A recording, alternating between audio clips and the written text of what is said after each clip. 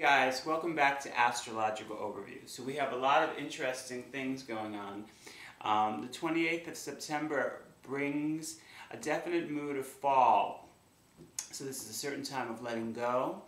And you can see that in the changing of the leaves as well as the changing of the political weather. And it's interesting to note that I found out that our founding fathers decided to make Election Day at this time of the year, because Scorpio represents the time of year when we're receptive to allow for new changes to occur. And this relates to rebirth and death and rebirth and the whole process of starting anew. That's inherent in deciding where we want to go with our country. So Scorpio time is a time of this activity, so it is usually done at the beginning of November. Now, it is interesting to note what's happening astrologically, which is that Saturn is opposing Uranus for the next couple of years, and it will be an exact opposition on Election Day. And Saturn represents the forces of stability, of the old structure, you could say represented by John McCain as he's a older man, and Barack Obama representing the sign of Uranus, which is a sign of change, of electric upheaval, of starting something afresh. So that actual opposition is happening, Saturn opposing Uranus, astrologically in the sky is at the exact degree on Election Day, on November 4th. So as we're in a 1 year, and this is a year that seems to solidify changes, it seems to favor Barack Obama in this area of change. But yet, it could note that we could be expecting something to go one way, Saturn, and then suddenly be opposed by it, suddenly, by surprise, Uranus, and find somebody else wins the election. Assuming that's a possible thing too, hopefully not.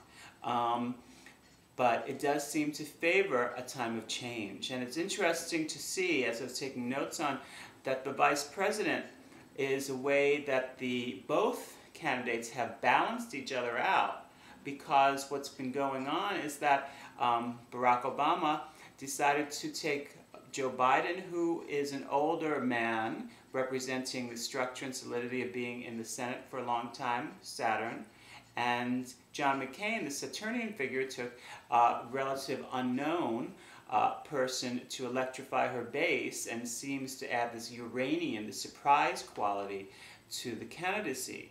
And it's interesting that she is an Aquarius, and Aquarian energy is going to be big in the next coming cycle, as a few planets, Jupiter, Neptune, and Chiron, will be playing out forces strongly in 2009. So it shows that whether she will get to the White House or not, there still is a sign that she will be in the public arena still for years to come, as it seems like the news has illustrated lately. It's also the time when Sun's conjuncting her Neptune, so all the things that are not true about her, all these illusions, are coming out in the open, and we're getting to see the reality behind the twink, behind the wink, as per se.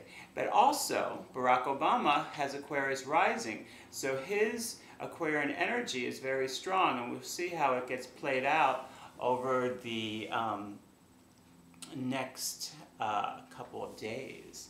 And so what we have to see for this in our private life is how we can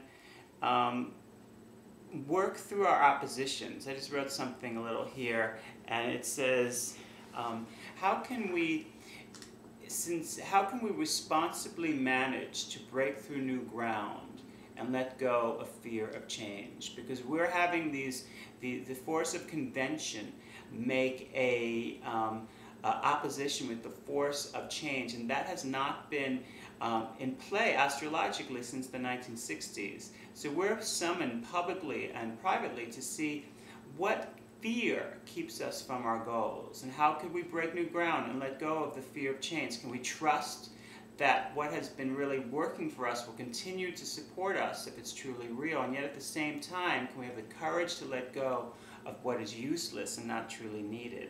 So it's like a movement into the unseen, taking the fool's journey into the next step, which might not be solid ground, but we have to just trust. And go past our own structure, our fear, Saturn, to go into something new. And I'm going to read a quote from Helen Keller I think was great.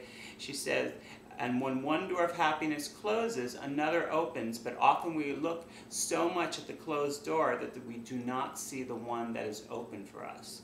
So let's not stay lingered looking at a closed door, ignoring the fresh breeze that is igniting our true passions in the future.